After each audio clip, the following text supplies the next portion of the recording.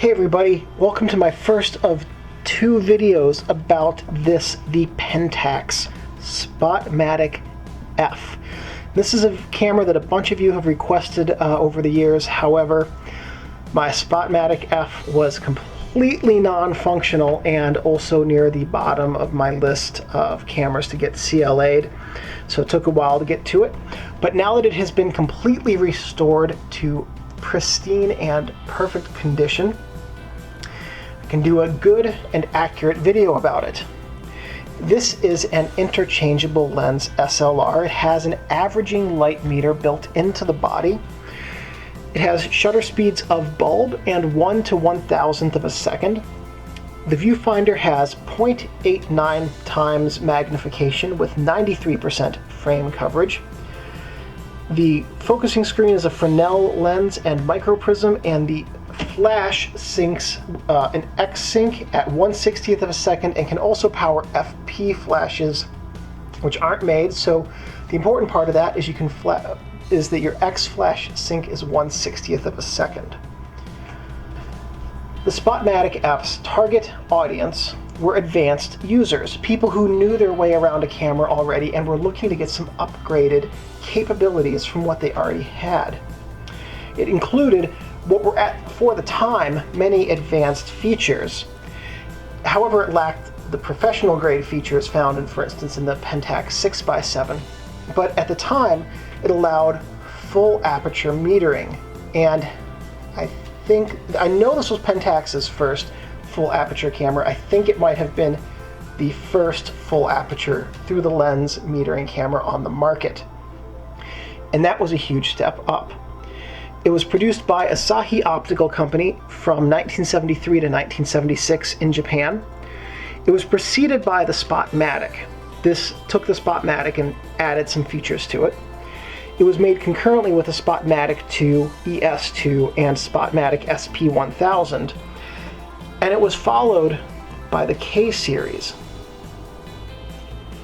So if you have your Spotmatic, go ahead and grab it and we'll take a look at the camera's top, front, back, bottom, and inside, and we'll take a look at the features, and I'll tell you what they are. In the second video, I will tell you what they do. So the first thing we have here are the strap lugs, which you would use to connect your camera strap to the camera. On the top, we have the film rewind knob with film rewind lever. Here we have the film type and count reminder dial, and what this does is tell you what type of film you have. So right now it's set to black and white. Here we go. By lifting the knob and rotating this silver lever underneath it, I can go from black and white to color daylight film to color tungsten film, or back the other way to black and white. By rotating the outside dial, I can change between 20 and 36 exposures. To remind myself what type of film I'm using and how many exposures it has, so I know when I get close to the film, to the number on the film count dial to get ready to replace the film. Here we have the serial number and designation. The flash hot shoe on top of the prism, a built-in flash hot shoe, which was also something you saw in the Spotmatic 2 and the ES2. And here we have the shutter speed selection dial. And by lifting the ring, you could change the ISO. At that time called ASA. ASA and ISO are interchangeable terms. They're the film speed, the sensitivity to light. And your camera needs to know what film speed you have so it can meter properly. Here we have the shutter lock. This is locked right now, and unlock button. This is unlocked. This is the shutter release. This is the film advance lever and the frame count window. And then tucked between the lock button, the shutter button and the frame window is a little dot right there, which you can see is orange right now. After I push the shutter, it's black, and that is your shutter cocked indicator. If it's orange, it lets you know that the shutter is ready to be fired. If it's black, it lets you know you have to advance the film. Here's the front of the camera, and over here on the left we have the self timer right there, and the little button behind the self timer is what starts the self timer. Here we have the lens mount. It's an M42 lens mount. We have the flappy paddle on the bottom, which stops down the lens as the image is taken. And up here we have a little pin that will interface with SMC tachymars to allow the camera to do to do wide open metering. If you do not have any SMC tachymars, like I don't have any SMC tachymars, then you have to do stop down metering with the camera.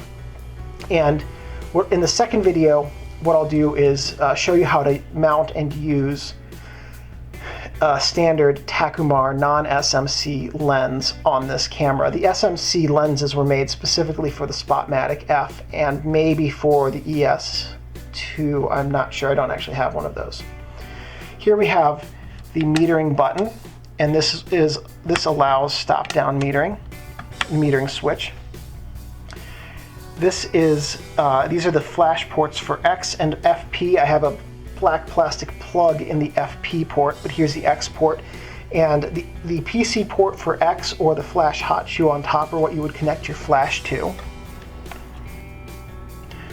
The camera's back doesn't have a whole lot to see. We've got the film back, Asahi Optical Company, Japan, the viewfinder, and then the viewfinder has accessory grooves for mounting things like corrective lens adjustments or right angle finders, different things, or even shades that will prevent light from going in through the viewfinder during long duration exposures. On the bottom we have the battery chamber door right here. We have the tripod bushing next to it, and we have the film rewind button next to that. And the film rewind button is what you have to push to rewind the film. You open up the camera's back just by lifting on the film rewind knob. And here we are inside the camera. This is the film chamber. That's where the film is going to go before it is exposed. These 4 silver rails are the film guide rails. The top and bottom, the outside ones, prevent the film from moving like this as it travels so that it stays in the proper vertical alignment. The inner ones line up with the film sprockets and work with the film pressure plate, which we'll see in just a second, on the film back to help keep the film flat on plane so that when light comes through the shutter right there, it's focused properly.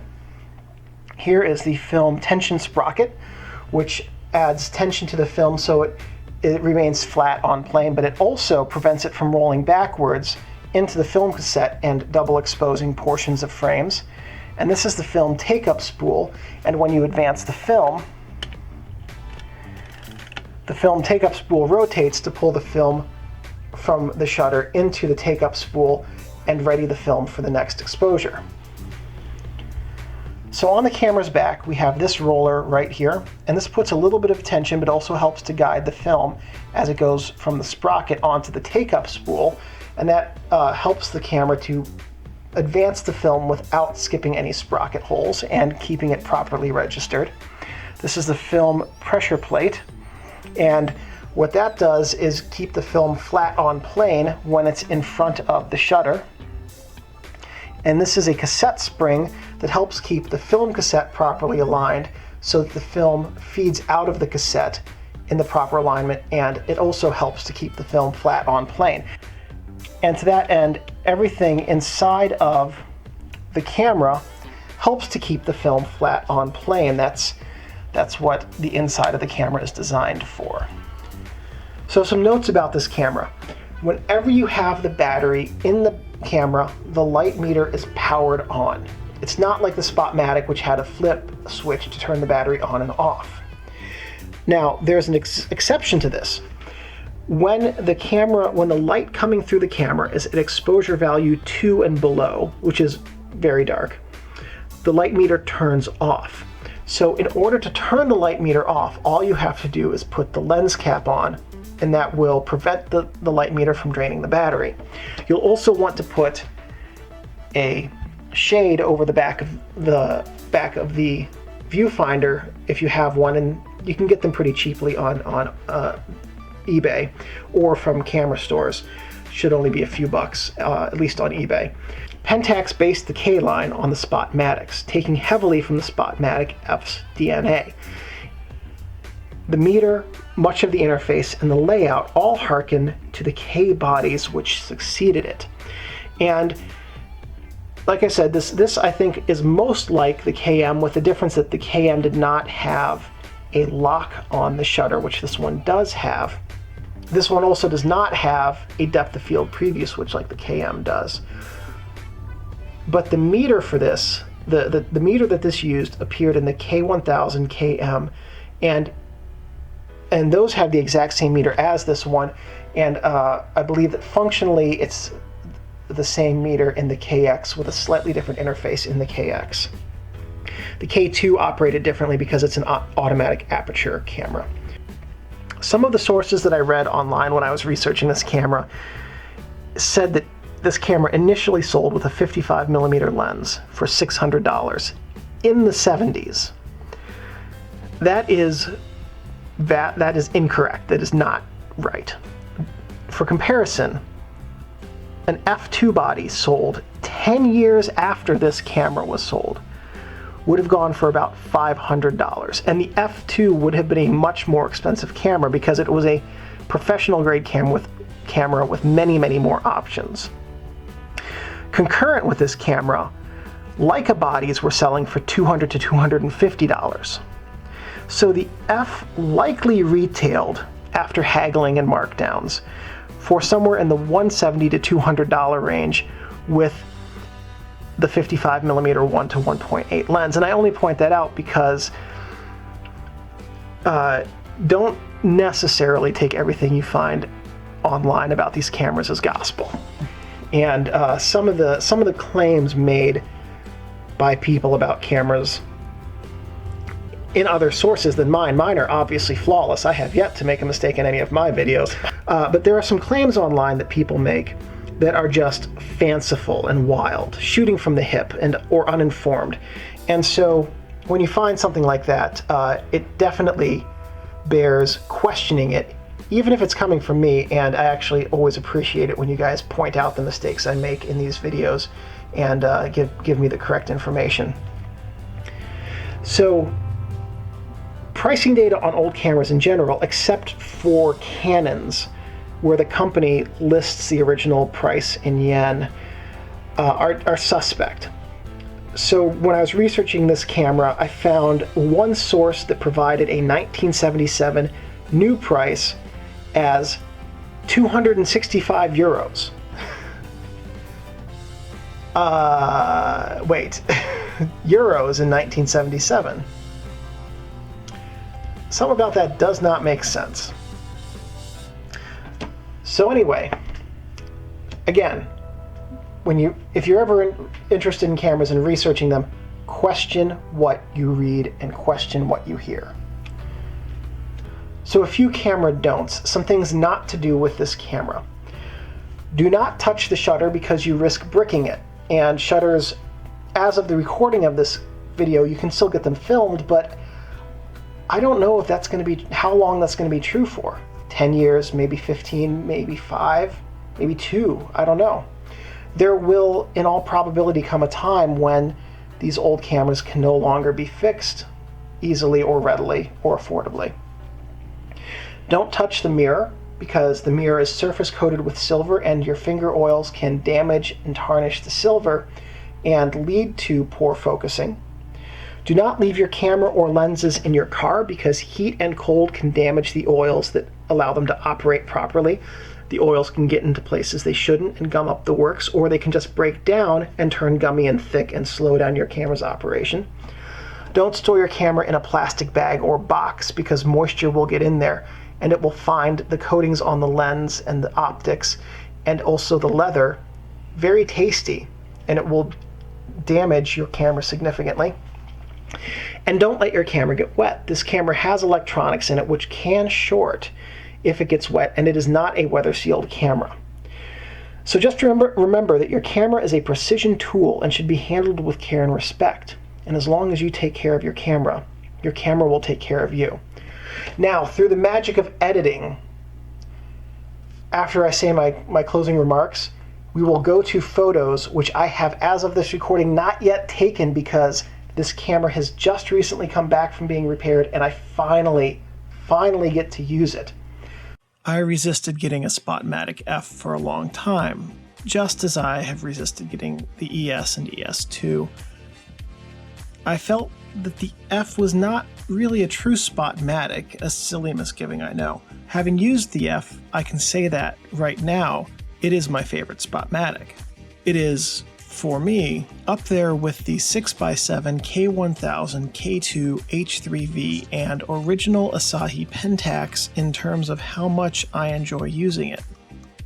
The F is one of those cameras that feels like it will make you a better photographer. I mean, it won't, believing that it will is nonsense, but the interface is so well refined, ergonomics so near to ideal, and functionality devoid enough of extraneous features to convey a sense that, yeah, you could do pro stuff with this camera.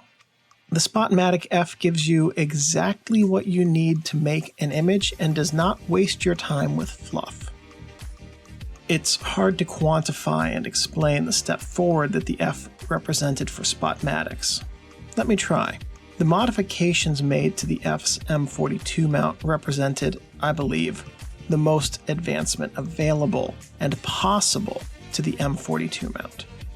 After the addition of the pin, or block, whatever you want to call it, that allowed the Spotmatic to have wide open metering, Pentax had set a foundation that allowed them to advance to the K series and then the M into the others. So it's with neither overstatement nor hyperbole that one could say the F was the jumping off point for all future Pentax cameras. The F is the most fun Spotmatic to use. Even if you don't have an aperture length lens, shooting with stop-down metering is not that difficult. And this camera's meter is great. It handles the fisheye Takumar like a pro. Many cameras cannot accurately meter a scene with a fisheye lens. So if you're on the market for a Spotmatic to use, you should pick up the F if you can, and the Spotmatic 2 if you can't. So, if this video was helpful, please give me a thumbs up. That lets me know I'm on the right track. If you have any comments, please leave those below or questions, and I'm pretty good about responding fairly quickly. If you have ideas or suggestions for future videos, please let me know, and if I have the technical know-how and equipment, I'm more than happy to make them for you. If you'd like to subscribe, please do so, and then you can find out when I have more videos about film photography and digital photography and cameras and film techniques and different things that can help you with your photography. Thank you guys for watching.